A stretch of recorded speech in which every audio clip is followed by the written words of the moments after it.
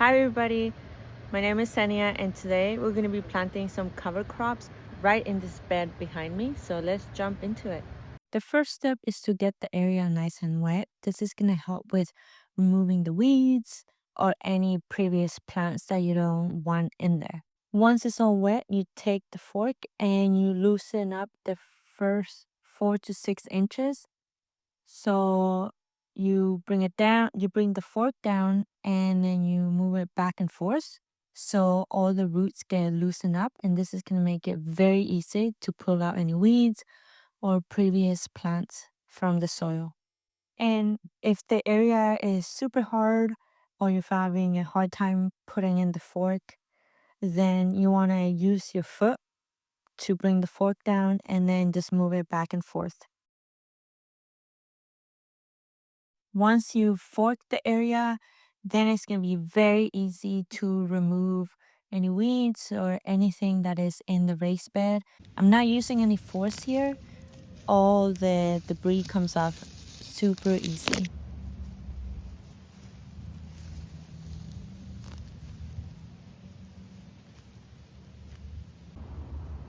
So now that we've removed all the wheat and potential grass, the next step is to even out the soil.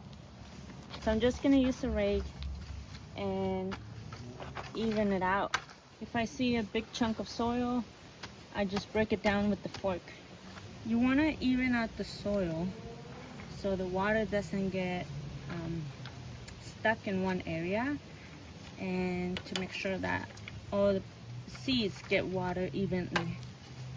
Now that I've evened out the soil, I'm just going to give it a good watering to make sure the soil is nice and wet before we put the seeds in.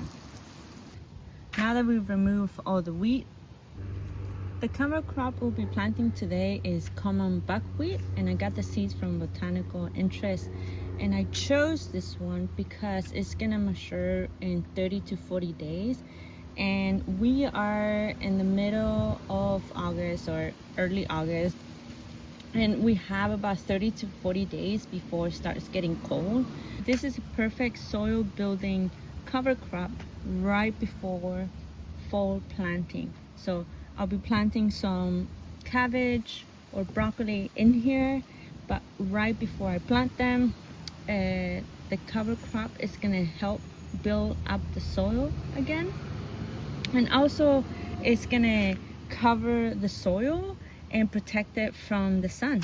So what I do with this one is I just grab a handful and I just scatter it on the top of the soil, and then I'm gonna add a little bit of soil on top and give it a good watering, and it should sprout in about 3 to 5 days.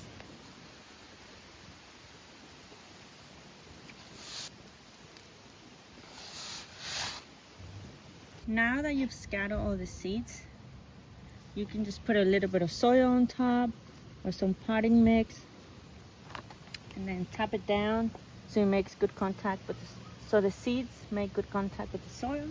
So I'm just gonna do this throughout the raised bed.